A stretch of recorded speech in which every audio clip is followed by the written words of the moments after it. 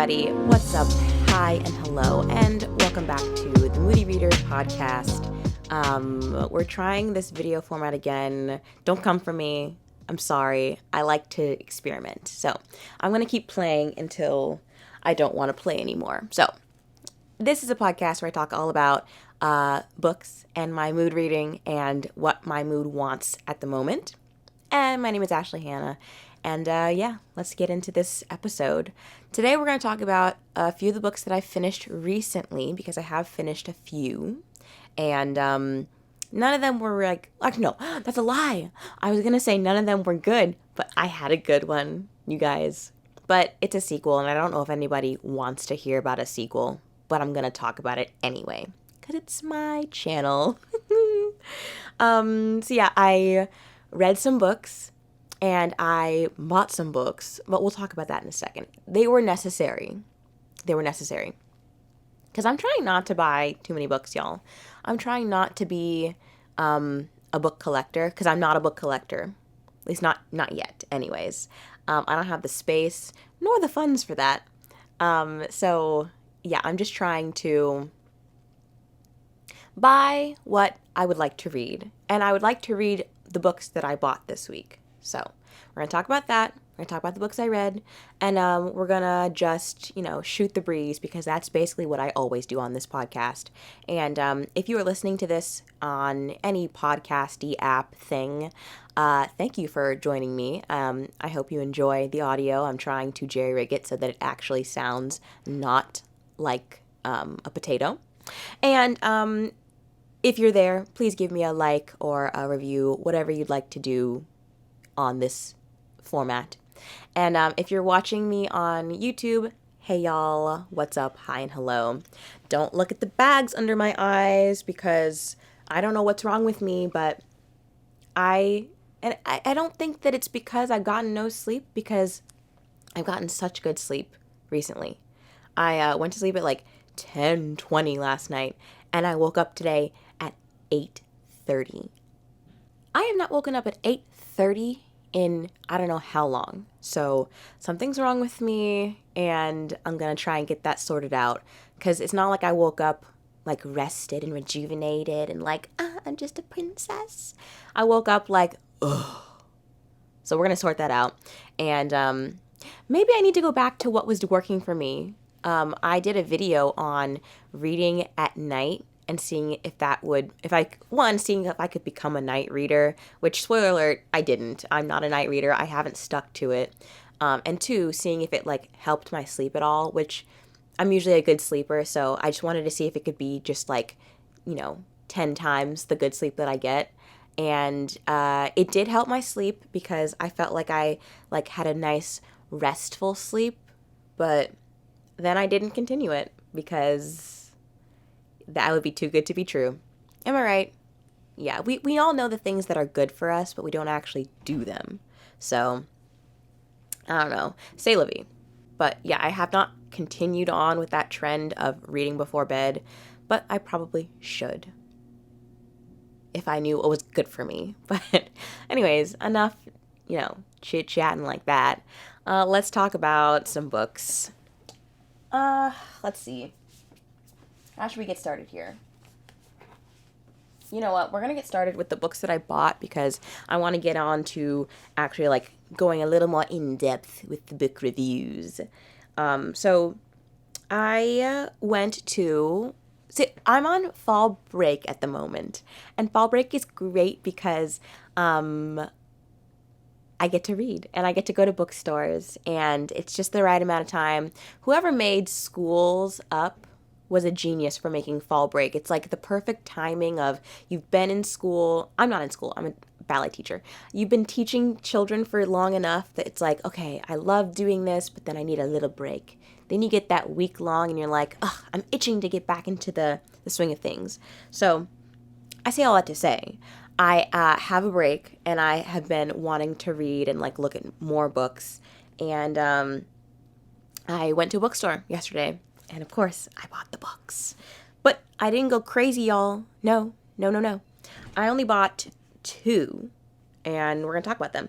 So I purchased House of Roots and Ruin by Erin A. Craig, because I said this in a YouTube video recently that I wanted to continue on with the series because this is like a companion, like sequel novel to, where is it? That's right here. To House of Salt and Sorrows. Apologies, it's really, really dusty, and like that's the problem with books, y'all.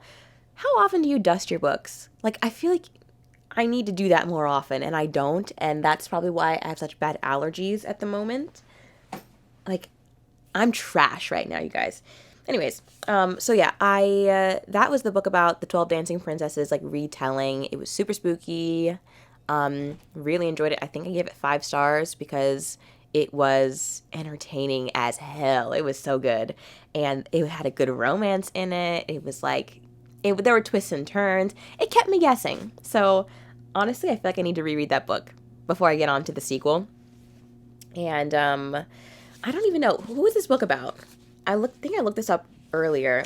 So this is, okay, despite dreams of adventure far beyond the Ceylon shores, 18-year-old Verity Thomas has remained at her family's estate. Okay, so this is about Verity and her older sister Camille. And the rest of the family has been scattered across Arcania. Okay, I don't want to know anything else. I want to go into it pretty blind, even though I've, of course, read the first book, so it's not completely blind, obviously.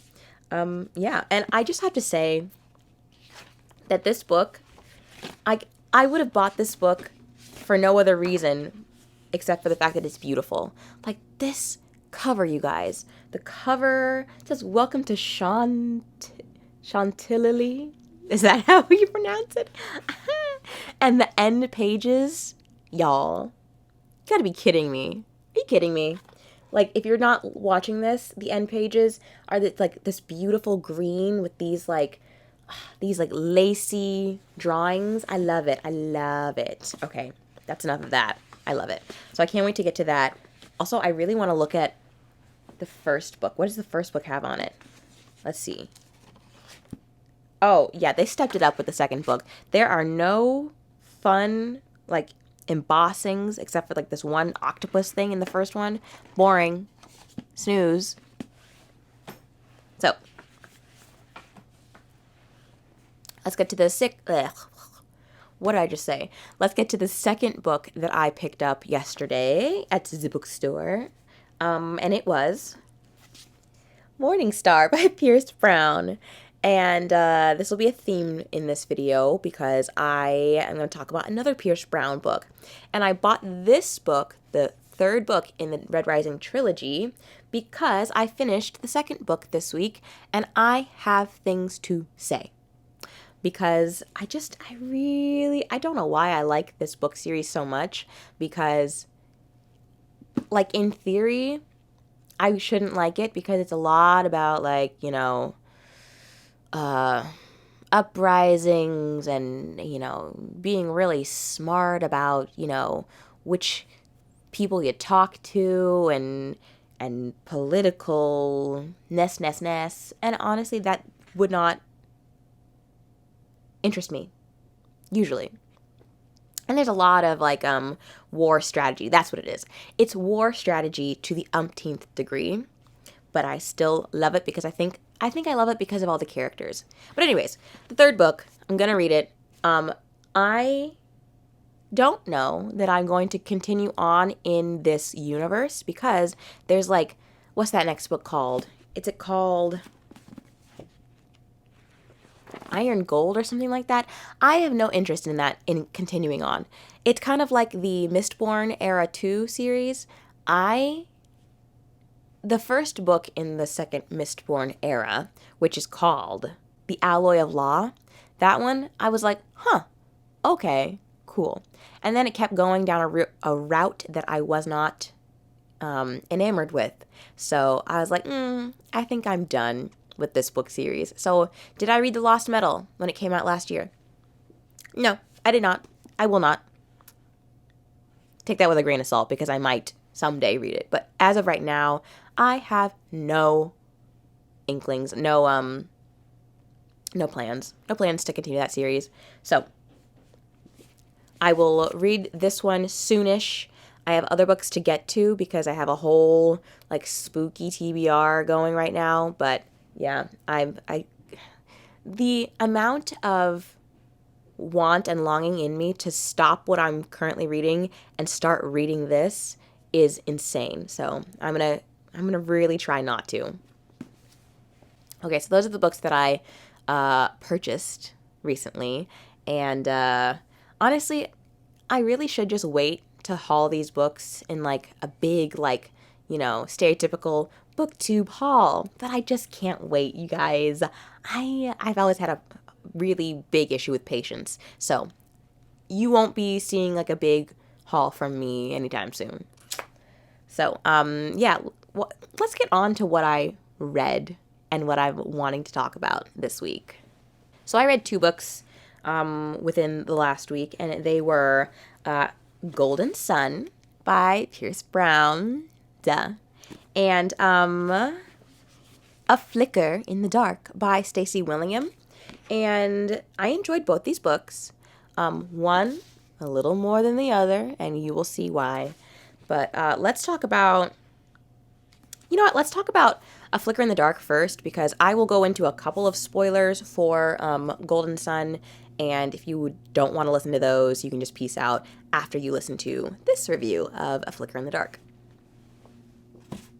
So, A Flicker in the Dark is about Chloe, who is a psychologist who lives in Louisiana, and she has been filling her life with wedding plans and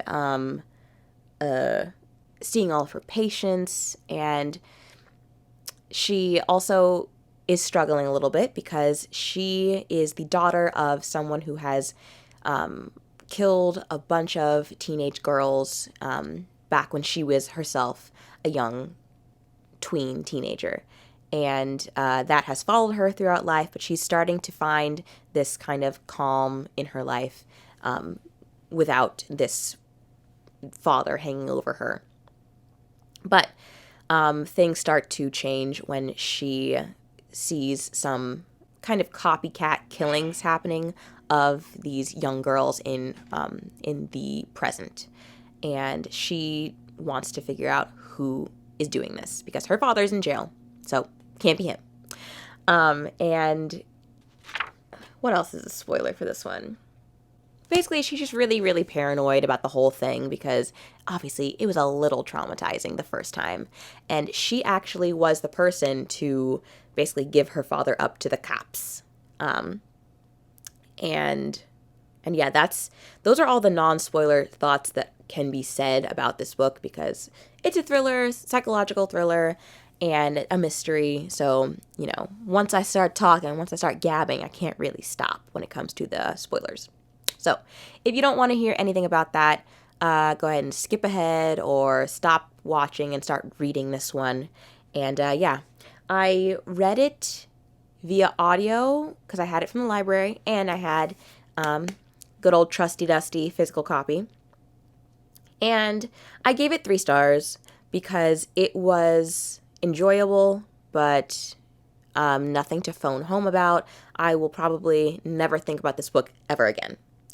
And but not in a bad way. Like, it just happened to be a little predictable because Chloe Davis, and also this is spoilers, by the way, because Chloe is, she falls under the category of the paranoid. Is she hallucinating about all these things because she has been self-medicating with Xanax and mixing it with some red wine. So she's not the most believable, not the most trustworthy person in this novel. And that's how the author really kind of, I don't know, sets the scene with this novel. Like, you're not supposed to know as the reader if she's telling the truth, but like, also, is she, I don't know any other words for it. But because I've read so many novels with that same like formula of plot, I was like, of course, she's not going to be crazy. Like, obviously, some of the stuff she's saying is kind of true.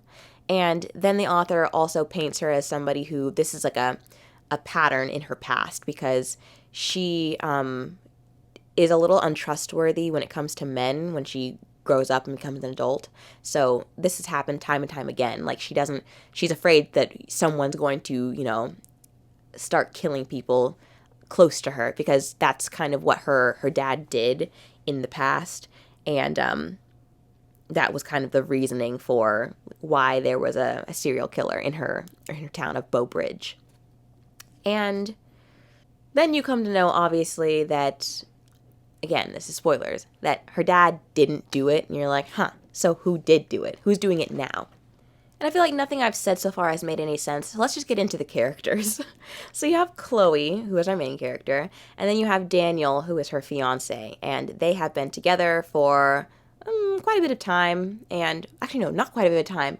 They've been together for a short amount of time, because that's why she feels so weird about him, and how she's like, oh, maybe I don't know him, because her brother, Cooper, has been sowing these seeds of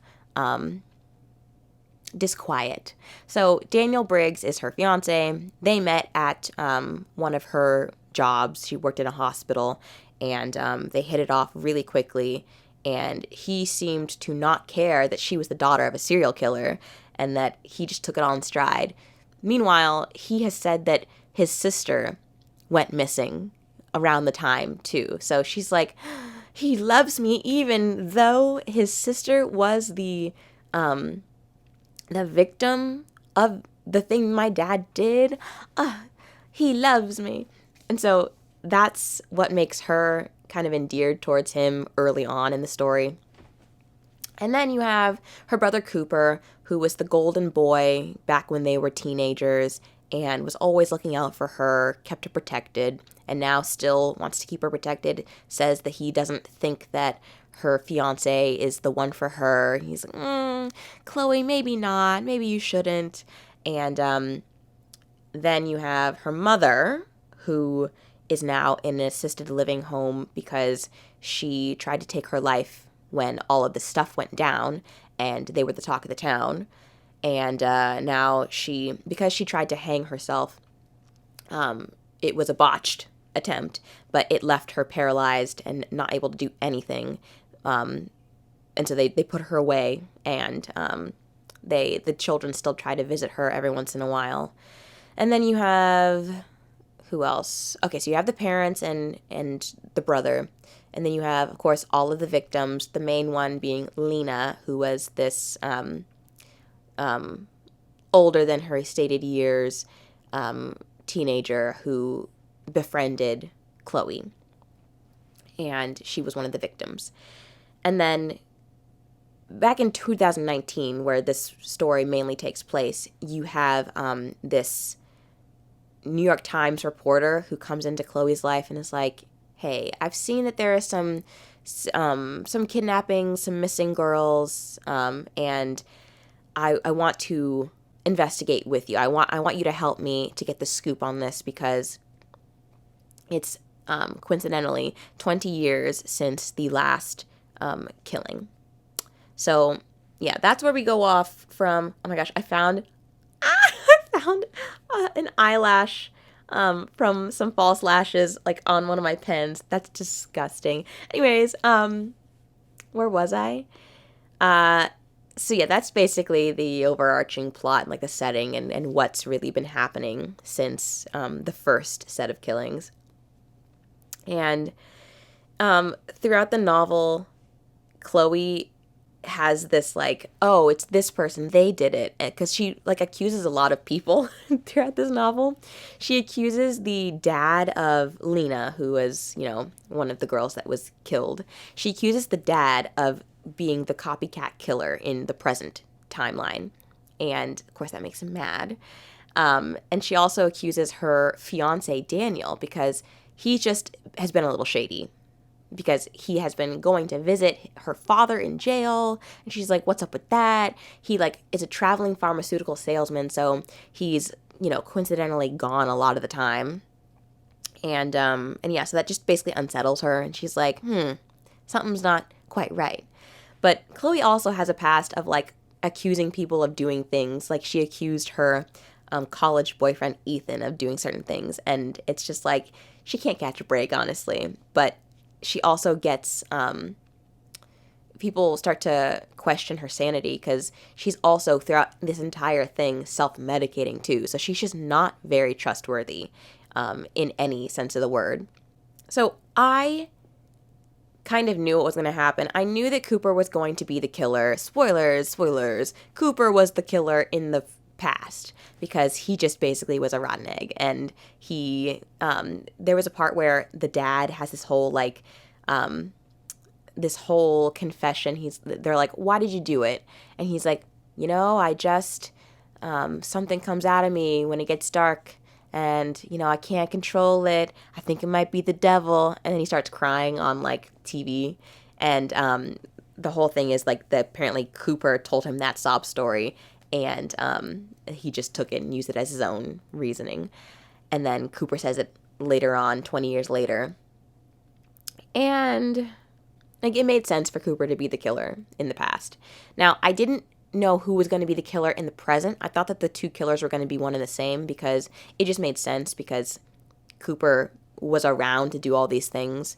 But no, he did not do the killings in the present. That was the reporter that reaches out to Chloe in the present.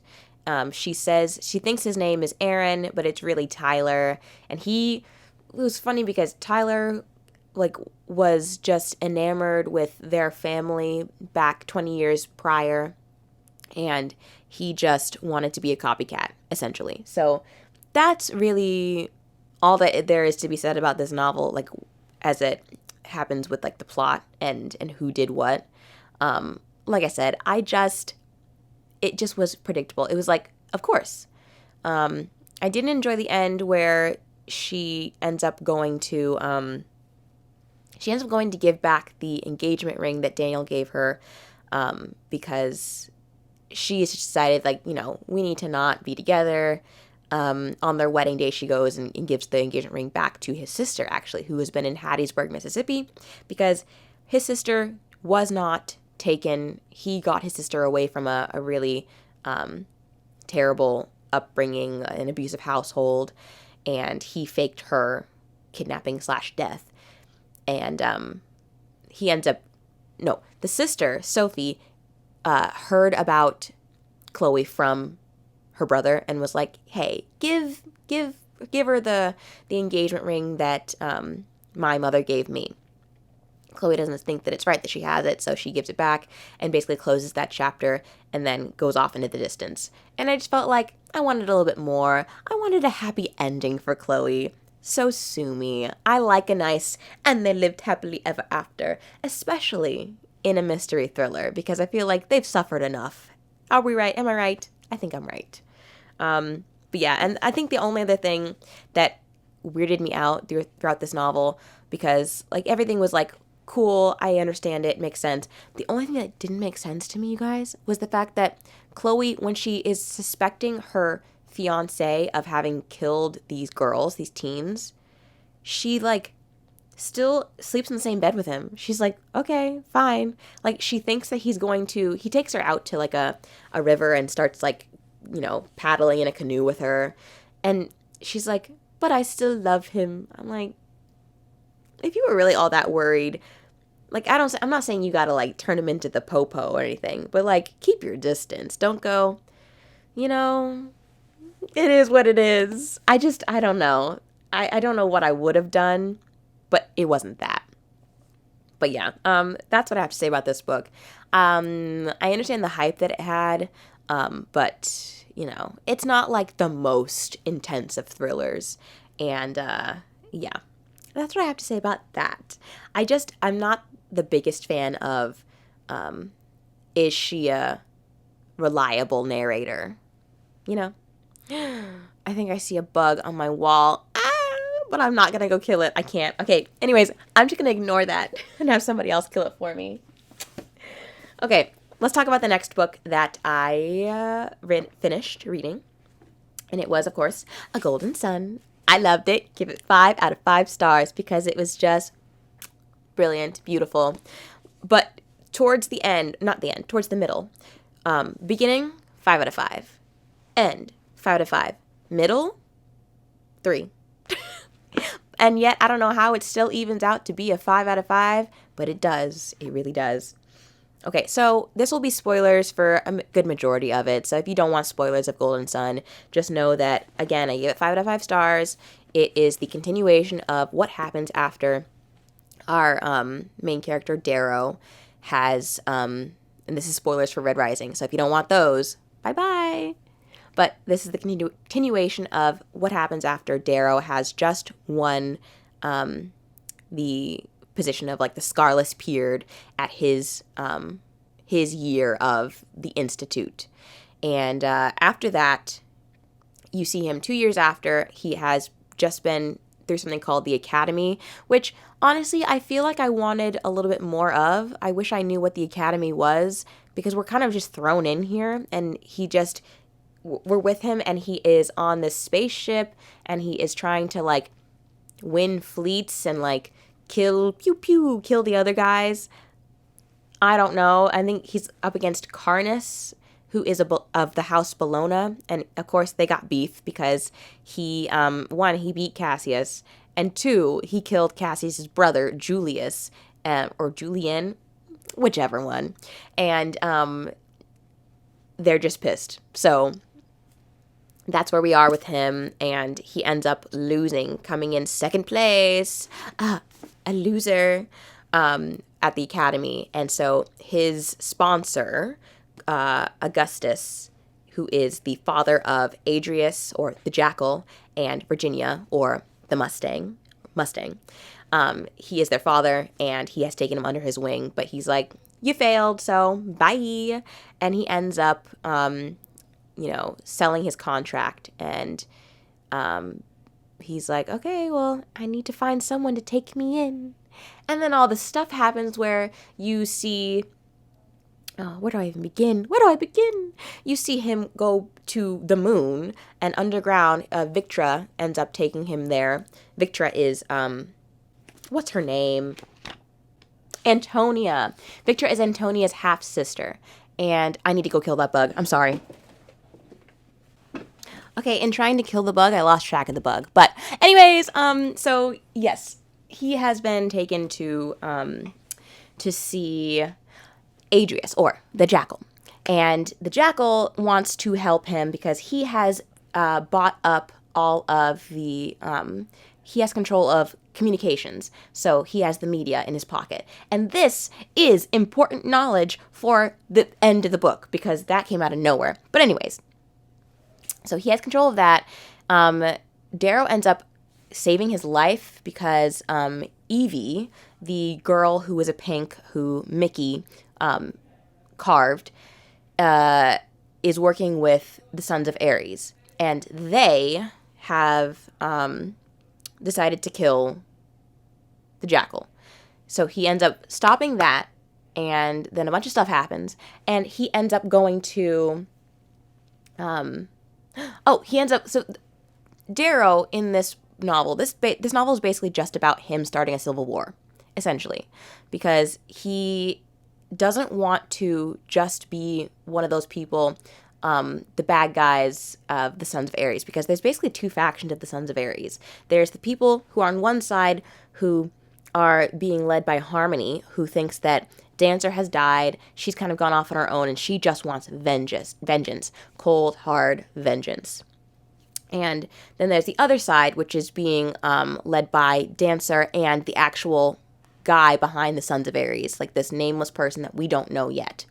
And so Darrow is contacted by Harmony, and she's like, Darrow, here's this video saying basically when his wife died, Io, she told her sister that she was pregnant with his child. And that is the first bomb that we get in this novel that makes you go, why? What? How? When?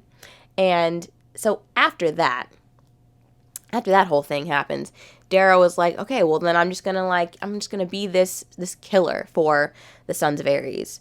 And for some reason he ends up deciding not to do that.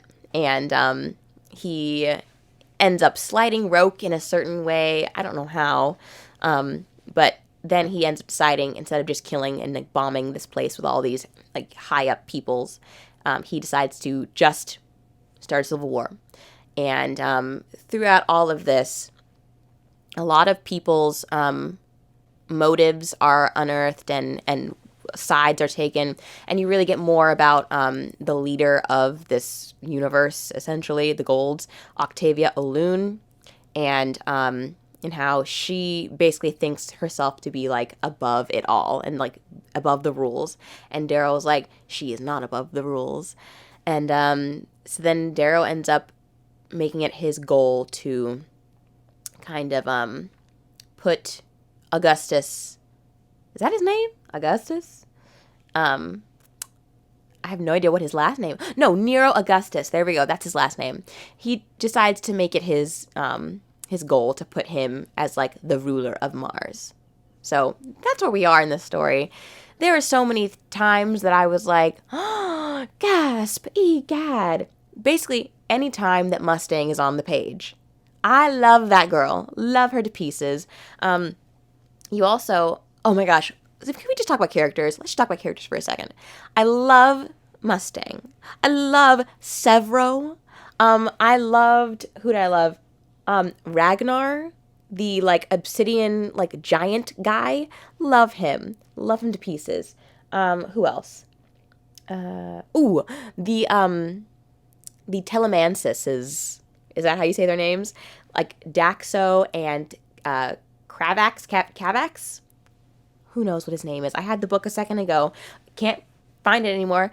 I love all those characters. They're just so amazing. It's just basically how much they ride or die for Darrow. Like, there's a lot of people that betray others in this novel, but when you find the characters that will stand by and, like, stick through it with Darrow and, like, will plot and just will plot with him, and even when he thinks that they're not on his side, they still are. Oh, I love when stuff like that happens. Amazing. But the middle took a slog because we were just fighting a civil war. And I just don't like reading about fighting scenes. But that's okay, because when there started to be some like dialogue and plotting and plotting about the warfare, when we had the strategic meetings before the actual battles, those are my favorites. I love a strategic meeting. Love a plot. And yeah, and then basically the other half of this book is talking about how Darrow still hasn't told the majority of these people that he's a red, he's not a gold. And then you just have to be like, can we trust this guy? Can we trust Mustang? Can we trust Ragnar? Like, who can we trust? And so there's that. And there's also getting the backstories of these people, like Severo's backstory.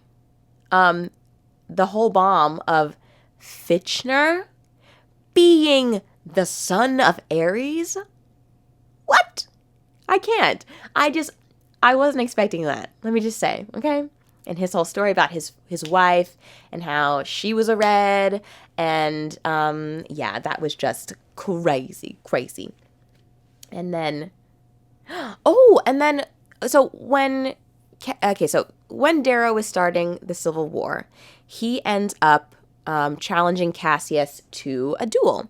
And everyone's like, you're going to lose, boy, because you're not a fencer. Like, Cassius's whole thing was he was trained from a young age to be a really good fighter.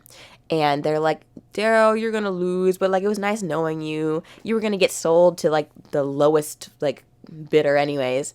And then he, like, decides to unveil, like, I've been training with Lorne for 2 years, essentially. And I was like, ooh, yes. And then we meet Lorne, and he's just amazing. Like, there's so many characters in this novel that, you know, again, spoiler alert, die. And I'm like, no! I really enjoyed Fitchner and Lorne. Like, when we see Fitchner's head in that box at the end of the story, tragic. Ugh, and that's where I started to go, oh my gosh, I might cry. Like, that whole ending scene where everything hits the fan. Crazy. I hated it. I hated it. It made me want to cry, you guys. And Victra, she was in love with Darrow, but he just couldn't. He couldn't get there. He couldn't do it. And I understand it, but he gets her like a bottle of perfume that like has the scent of stone after the rain or before the rain, whatever. Crazy. Ugh, I liked her. I really did. She was a good one. She was a real one. And okay, so we have a couple more things to talk about. Mainly the fact that Darrow ends up being able to go back to his hometown in the under the ground in Mars, and he ends up being able to see his mother. And his mother's like, I know it's you. You can have any type of face you want, but I'll always know when it's you. I'll always know my son. And they have a talk. And meanwhile, he has taken Mustang to Mars, to underneath, to the mines, basically. And he gives her this little, like, hollow disc and is like, watch it. When you watch it, you can either come inside or you can leave, and I won't feel any type of way. And so while this is happening, he's talking to his mother, and his mother says something about the fact that she didn't like Io, his first wife, and that just made me think, I didn't like Io either. She was manipulative, and she wanted things the way she wanted them. She needed Darrow. She decided to, basically become a martyr so that Darrow could do this, so she could, so the world could be a better place, which is good and dandy. But she made him become that person. He didn't have these inklings. He just wanted to be with her, and she wanted him to become something. So he ends up becoming that thing. And yeah, I just didn't like how manipulative she was. And yeah, I think that's probably why I DNF'd it the first time, the first book at least. Because I only got to the point where they were talking about Io and they were together. And I was like, I don't like this Io character. And so I was just like, no, thank you. And I just went on my merry way. But, yes, so she's talking to him, and then he ends up going outside, and he thinks that Mustang hasn't taken the news well and that she's going to betray him. So putting that aside, then she, like, disappears for a while. And it's a good thing, because then Roke betrays him at the very end. And honestly, why? Can someone tell me why Roke was so upset? Why was he so upset? Like, all he did was, like, shoot him with a dart and make so that he couldn't go to the banquet where, Darrow was supposed to blow it up. So, like, that's the only thing. Like, Darrow was trying to save him. And then what does he do? Then Roke doesn't like him because he ends up fighting for Darrow, and Quinn goes and helps to, get them out of that situation. But Quinn ends up getting killed by Aja, the one of the other people trained by Lorne. And listen, that wasn't Darrow's fault. That wasn't his fault. But now that I say it, I do remember why Roke betrayed him in the end. Roke betrayed Darrow because he finds out that Darrow is a red at heart and was changed.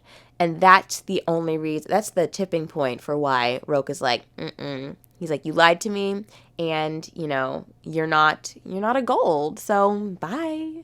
And, yeah, so he's betrayed him with the jackal. And yeah, that's where the book ends off. And they take Darrow away. And now I just really want to read it, because I really want to read Morning Star, because I need to know what happens. I need to know where Severo is, where Mustang is, where Ragnar is. Are they okay? Everybody's died at this place. Darrow was supposed to become Nero Augustus's heir. And, of course, the Jackal wasn't excited about that. Oh, then you find out the Jackal killed his freaking brother, Claudius. What? Crazy. That's all I can say about this book. It was crazy. Like, that's all I can say, okay? I spoiled just about everything in this book. Know that I loved it. Know that I almost cried. And know that the hype is real. The hype is deserved. And I will be reading the next book soon. Thank you very much. Okay, now that I have ranted and raved about these books, tried to kill a bug, didn't. See another bug in my room and need to go vacuum it up. But y'all, I'm so deathly afraid of bugs. And I don't know why I am, but I just am. But anyways, let's talk about what I'm currently reading right now. And the book that I'm currently reading is Thinner by Stephen King, or under his pen name, Richard Bacchus. I'm reading that one right now. It's going well. It's only 342 pages, and I'm only 25 pages in. But I'm enjoying this setting that Stephen King has. And I think it's because the book isn't as long as his others. It's not like a 1,000-page tome like he usually does. I think that's a good thing in my opinion. Like, his writing is doing good things for me because he doesn't have the page space to go on and on and on and drone. So I'm enjoying it. And this is the book about this high-powered attorney named Billy Halleck. And Billy Halleck is rich. He is well-connected. He has a beautiful wife, a beautiful daughter. And his only problem really in life is that he's just, 50 pounds overweight. But that all changes when he commits vehicular manslaughter and kills an old woman who was jaywalking. And then this older woman's father, who's extremely old, a gypsy, curses him by saying thinner. And then he starts to get thinner and thinner by the day. And yeah, it's spooky. I'm reading it for Halloween, the month of Halloween. And I'm not hating it. So that's good. That's really good. So yeah, I think that's all I wanted to talk about today. I feel like I went in 1,000 different places that I wasn't supposed to go in, and that I maybe didn't surmise the books the way I wanted to. But if you enjoyed this episode, please let me know somewhere. Let me know down below. Let me know in a like or a comment, and let me know if you read any of the books that I talked about today. And if you're on fall break this week, happy fall break. And yeah, I'll talk to you guys again next time with another video / episode of the Moody Reader podcast. So yeah, I hope you have a wonderful reading morning, noon, or night. And I'll talk to you guys again next time. Bye.